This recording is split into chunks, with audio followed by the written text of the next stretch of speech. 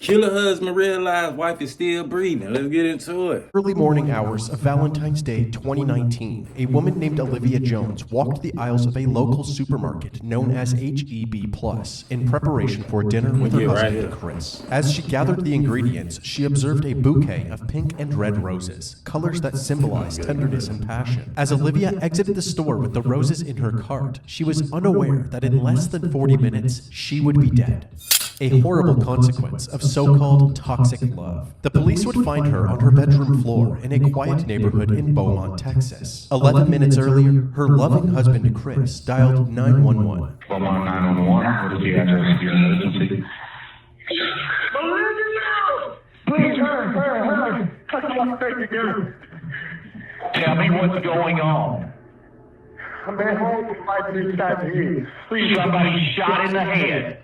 My wife, please. Tell me, where is she shot? In the head. Okay, where in the head? Okay. I want you to All right. See? Now we see what's going on now. Before we get deep into this, look, I'm going to tell you now. Domestic violence, you feel me? He probably called her cheating, you feel me? And now he trying to play like, you feel me? Like the gun accidentally with like this an accident. I'm gonna tell you something. I'll never get to a point where I want to kill a female. If that's the case, I just get a female from around me. You feel me? It'll never get to the point where I have to pull my gun on a female. You feel me? And have to do all that because I'm in love with somebody cheated. Man, just get them away. Y'all don't be like that, y'all. Please don't. Keep yourself tamed. Like, there's more people out here. If you fit, if that ain't working out, go get somebody else, dog. Go get somebody else, man. control the bleeding. As soon as the call disconnected, officers headed on their way to the Beaumont, Texas home of Chris and Olivia, located at 5575 Pine Bur Boulevard. At 8:55 a.m., they arrived. Officer Otis Butler was met by a familiar face, 40-year-old Christopher Ray Jones, who was visibly distressed. Officer Butler was close friends with Chris and his wife Olivia. His body cam was rolling while Chris urged the officers to hurry into the house. All right, 3 pauses. We got 1 down. This one don't count. I'm just letting y'all know we got 3 pauses. You feel me? That's it. So let y'all, before the video, come in right now what y'all think going on. You feel me? Where's the gun? In there with broken down on the dresser. Come this way. Okay. Please come this way. This way. Okay. Please. Olivia! As alluded to earlier, the officers made their way to the bedroom and found Olivia lying on the floor. Baby! Sir. Okay. Step back. What's up, Mr. Booth? I tried to take it. Get his. Mom! Olivia was found face down with a gunshot wound to the back of her head. Astonishingly, she was still breathing. When the officers rolled her over, they discovered that the bullet had pierced through her right eye. The room she was found in was covered in blood, with spatter all over the walls. The paramedics arrived, and while they tended to Olivia, the police secured the area. Officer Butler had Chris walk him through the events leading up to the shooting. What happened? We had a disagreement. And I say, baby, if you're not working with me, you're working against me. I say, we've been doing this. My 19-year-old stepdaughter was 8. My 11-year-old was 1. I say, Olivia, we can't get it together. We can't be together. We got several police. And I say, Now watch how he try to blame her. Watch how he try to blame her for trying to wrestle him with the gun or beat on him because he's saying he don't want her no more. Second pause. Now he finna say, she swung on me. Man, these niggas be strong as hell, man. No female licks ain't finna knock you out or kill you. You feel me? No female licks ain't finna knock you out or kill you, so there ain't no way. See, niggas be pussy, man. Niggas be, man. want a divorce. And her reaction was, she got the gun? I said, give me the gun. She like, I don't remember which hand. I'm like, give me that gun. What is you doing? Stop trying to scare me. I took it. When you grabbed it, when she yanked. I grabbed it and she yanked back. And the gun went off. Okay. The gun went off. Chris's story immediately set off red flags. How could such a large man be overpowered by his significantly smaller wife? Chris dropped to his knees in anguish, but there were no tears as he asked Officer Butler if he could go check on Olivia. Mr. Butler, I got help. Oh, no. You need to go in there, okay? Is she alive? Yeah, she is. She is? Is she alive, Mr. Butler? Please don't tell me she's alive if she's not. And when I saw her, she was talking? She wasn't talking. Is she breathing? It looked like she was breathing, yeah. Ooh, don't go in there, sir. Please. Sir, I need you to stay right here with me, okay? Calm down. Calm down? Upon learning that Olivia was still breathing, Chris's reaction seemed strangely devoid of relief or happiness. Another red flag for Officer Butler. Back inside the home, Olivia's wounds proved to be fatal, and just after 9 a.m., she was pronounced dead. Officers searched the rest of the home and noticed that in addition to the surveillance cameras installed on the exterior of the house, there were 2 more cameras mounted in the living room, monitoring the interior of the house as well. They also discovered the gun that Olivia was shot with, a 9mm pistol covered in blood. However, they found it strange that the gun was in a different room from where the shooting took place. If Olivia was holding the gun when it went off, how did it end up in a different room? The only logical answer was that Chris must have moved it. Following this discovery, the officers decided that the best course of action was to detain Chris until they had a better understanding of what really happened. As Chris was getting handcuffed, his 19-year-old daughter, Ariel, arrived at the house. She had already been contacted by Chris, who told her what had happened. She was clearly devastated.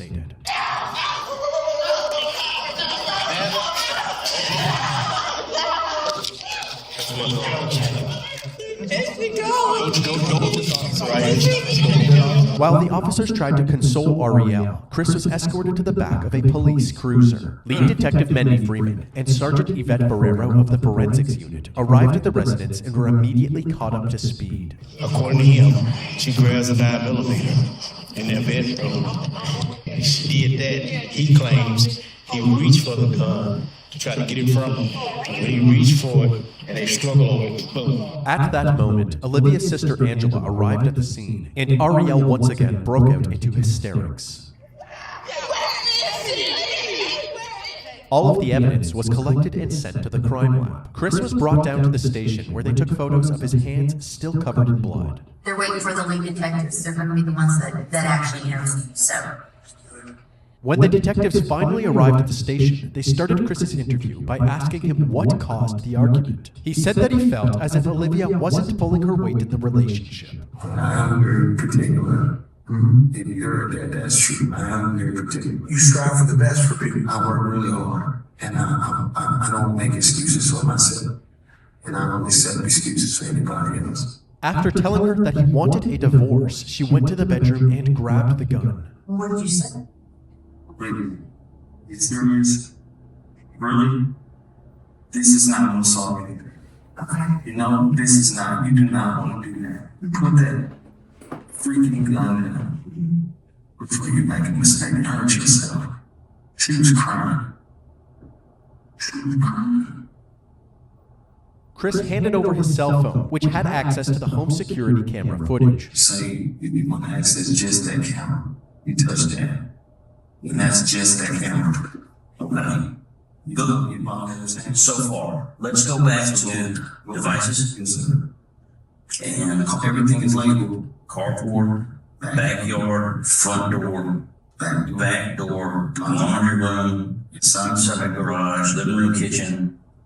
The police examined this footage, hoping to corroborate Chris's story. At 8:41 a.m., Olivia can be seen going about her morning routine in the kitchen. Then, all of a sudden, the footage cuts out. 3 minutes later, at 8:44 a.m., the video is back up, and Chris is captured frantically pacing around the house while on the phone with 911. 11 minutes later, at 8:55 a.m., the responding officers can be seen entering the residence. That means that Olivia must have been shot during this 3-minute gap in the footage. In the interrogation room, Chris was asked why this footage was missing. He claimed that he had no idea. We're still trying to pull up these videos here, okay? Why would there be no recordings on that? I don't know. It should be. Everybody that went in that house should be on it. But like I said, at the end of that, you can go through days and it pretty much does it. We shouldn't have bought that. You just keep, like, you can pick whatever day you want, and it's never gonna be consistent. That's why I said it was a waste of money.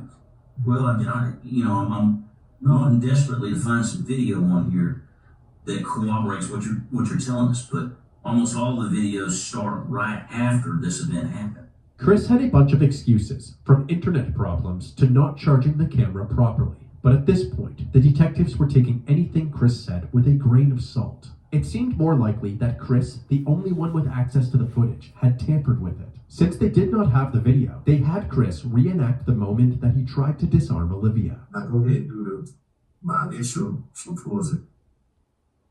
But give me the. And I go, I'm sorry. No, you're good. I'm sorry. I'm sorry. You're fine. I'm reliving it. Are you? I'm reliving it. So she should be shot in the back of her right head. Did you feel me twist your? Did you feel me twist? Back here. Did you feel me twist your? I twisted. With each question asked, it seems as if Chris was improvising the answer, actively trying to make the puzzle pieces fit together rather than telling the truth. The detectives ended their initial interview feeling more suspicious of Chris than ever. They then moved on to other members of the family, starting with Olivia's sister. All right, so boom, check this out. I know I said 3 pause, then my last one, this one don't count. All right, so boom.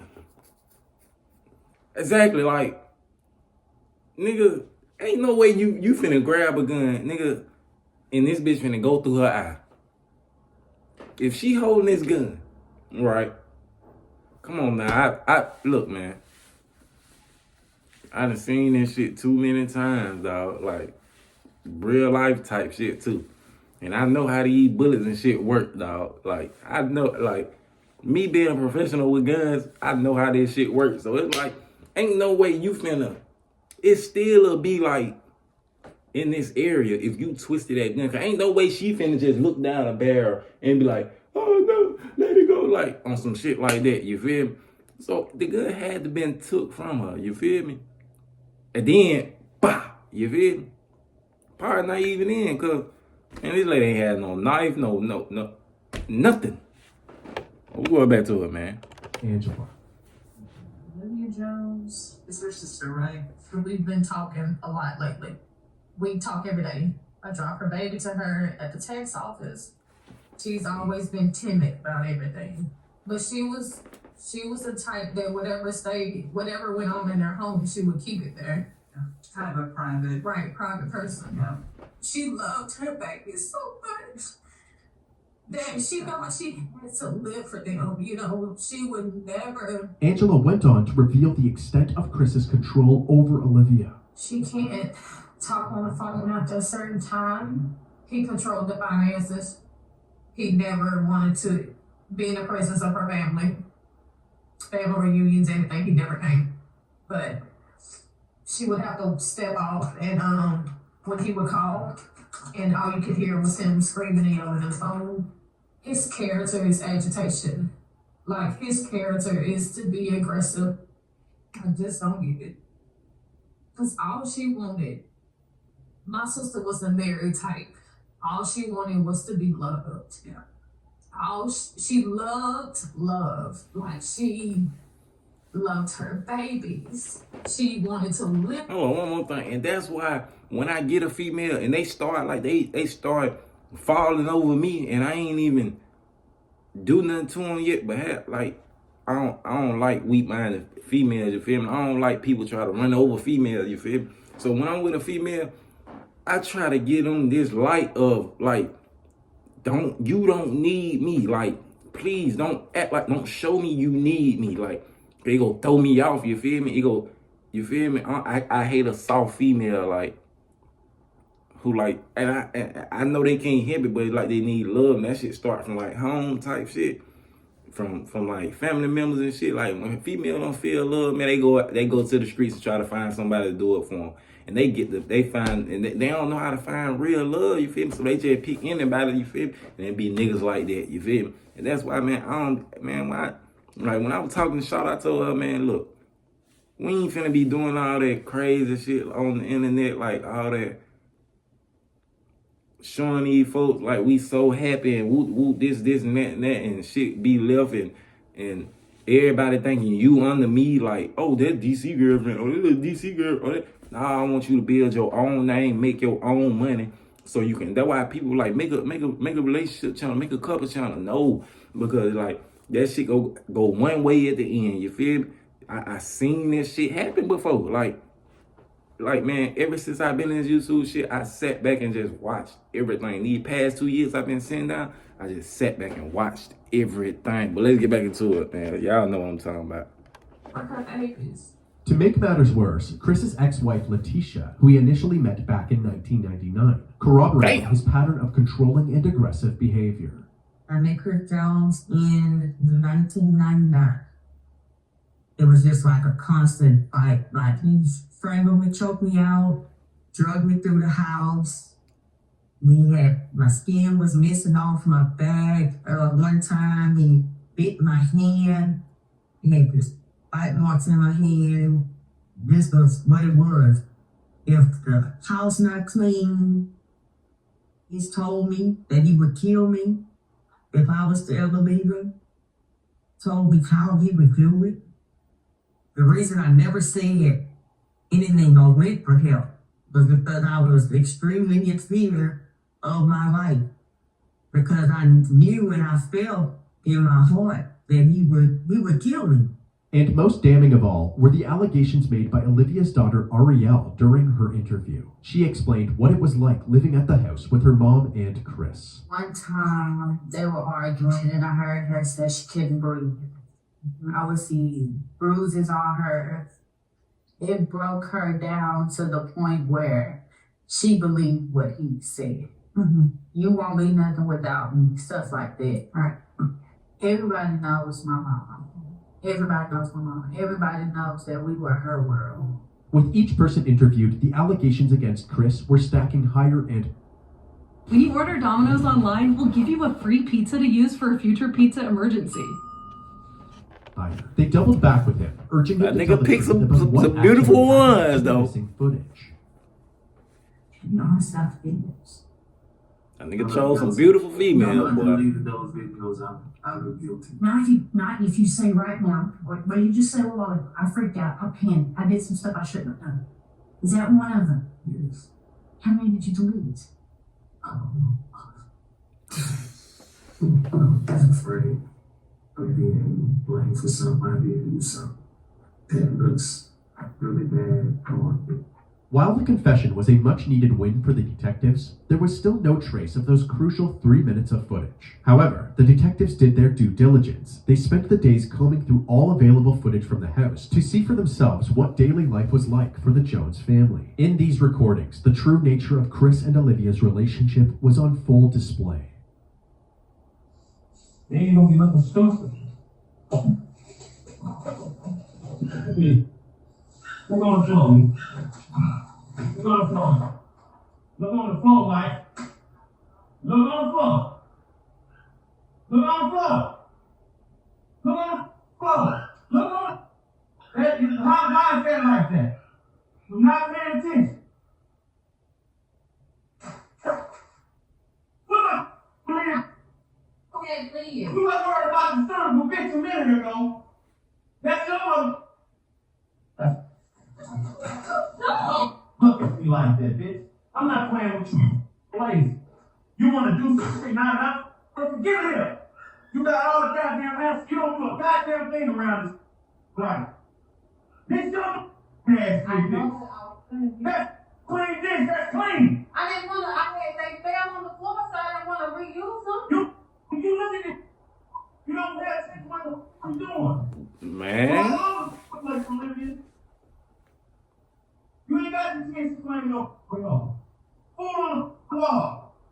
Who you running now? Me? Arielle don't live here. It's you. It's always been you. Chris would take any chance that he could to bully Olivia, constantly putting her worth into question, even humiliating her in front of her own daughter. When I got the show ass, you didn't have a job. You selected honest woman. You just had off. If most men in this world want a woman that got what? You wouldn't be doing it if I wouldn't have got upset. You would have bagged it. Life would be so much easier for me if you start thinking. You do dumb. Because you don't think. This footage shed light on Chris's true colors and confirmed the allegations of abuse from Olivia's family. Detectives also looked into Chris's criminal records and discovered that he had a history of violent charges, including multiple assaults in 1996 and a domestic assault in 1998, which landed him in jail for a brief period of time. Even though they were still waiting for ongoing forensic analysis results, authorities believed that they had enough evidence to place charges against Chris. News this morning, a Beaumont man is now facing murder charges in a Valentine's Day shooting of his wife. Police say this man, Christopher Ray Jones, who worked as a correctional counselor at the Beaumont Federal Prison, killed his wife, Olivia. Chris was charged with first-degree murder and second-degree manslaughter in April of 2019. But unexpectedly, within 24 hours after being charged, he was released on a $150,000 bond and was put under house arrest with a GPS monitor. Now a man charged with Well, fuck you, a counselor trying to talk to other people. You need to talk to yourself. Christopher Ray Jones was arrested and charged with shooting his wife in the face on Valentine's Day. His bond was set at $150,000. He paid, is now out.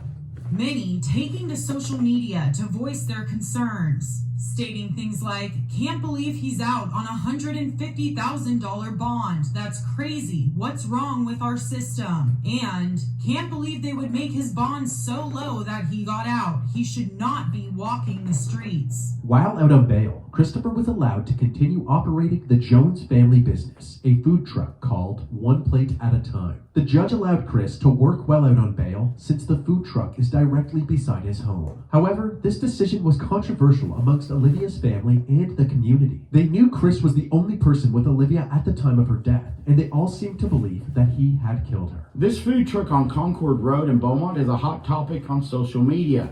It's not generating rave reviews from many, but condemnation from a grieving family. I don't see how would anyone want to support someone who murdered their wife on Valentine's Day, which is a day that we are supposed to celebrate love.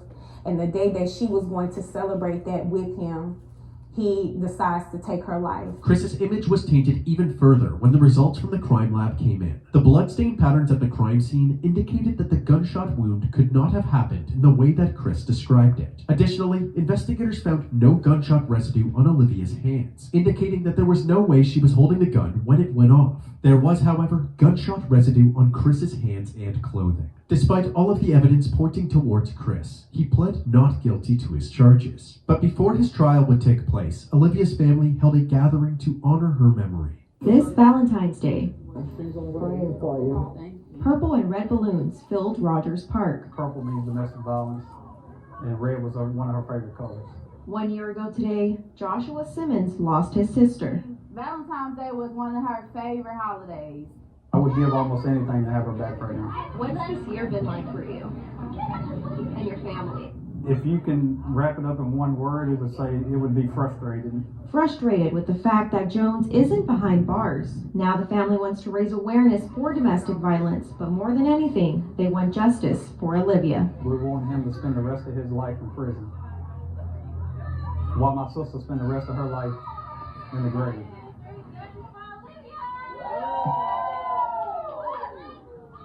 After finally having an opportunity to celebrate Olivia's life, her loved ones would once again have to face her death during Chris's upcoming trial. Boy, we know where you live at. We know where you live at. You on house arrest. You can't have no guns. We on your ass. Despite the clear tension between Fuck the two that. families, they all wanted the same thing: justice for Olivia. Prosecutors Jimmy Ham and Mike Laird described Chris as an abusive partner with a violent past, and it was only a matter of time before something like this happened. Chris's defense attorney, Ryan Gertz, argued that Chris only grabbed the gun because Olivia was recklessly handling the weapon, putting both herself and Chris in a dangerous predicament. Forensic pathologist Celestina Rossi provided critical bloodstain analysis and confirmed that Olivia did not have any gunshot residue on her, contradicting the defense's claims that her death was merely an accident. The testimonies and evidence combined ultimately overpowered the defense team, and on February 8, 2022, Christopher Ray Jones was found guilty for the murder of his wife, Olivia Jones. 1,118 days. That's how long Olivia Jones's family says they've waited for this moment. The moment when Olivia's husband, Christopher Jones, was found guilty of murder. Olivia died at the hands of her husband on Valentine's Day 2019, and instead of spending a lifetime behind bars, we elected to agree with the state to a 30-year sentence because of the potential risk of an even higher sentence. In exchange, Christopher waived his right to appeal the conviction. After the judge handed down this sentence, Olivia and Christopher's 2 daughters took the stand. Looking directly at their father, they described the impact of Olivia's death. The youngest daughter, who was only 11 when her mother died, said, quote, "I'll forgive you one day, but right now I can't." Throughout the trial, the prosecution described a history of abuse that finally blew up. Defense attorney Ryan Getz argued a different version of events. I think that we'll never know what happened in that room. Ultimately, my impression from the jurors is that they just didn't believe Chris's version of events, and that really only left the one alternative. This was an emotional day for Olivia's family. As they were leaving the courtroom, they were encouraging each other, saying, "Today was all about Olivia and she won." Christopher Jones is currently serving his sentence in the John M. Wynn Unit in Huntsville, Texas.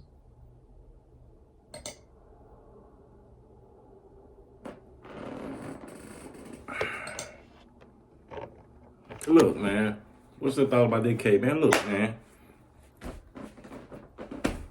Female with kids, man, I just can't put no more stress on you. Like, I just can't see why niggas do people with kids like that, man. The kids already a little stressed, you feel me? In a good way. That's a good stress, you feel me? They're like oh, I gotta get this, I gotta get that. But man, you like just feel like just make a female feel like she don't wanna. Man, these niggas be pussy as hell, man. But look, man, that's it, man. You feel me? Tell me what y'all think about it in the comments, man. Let's get it.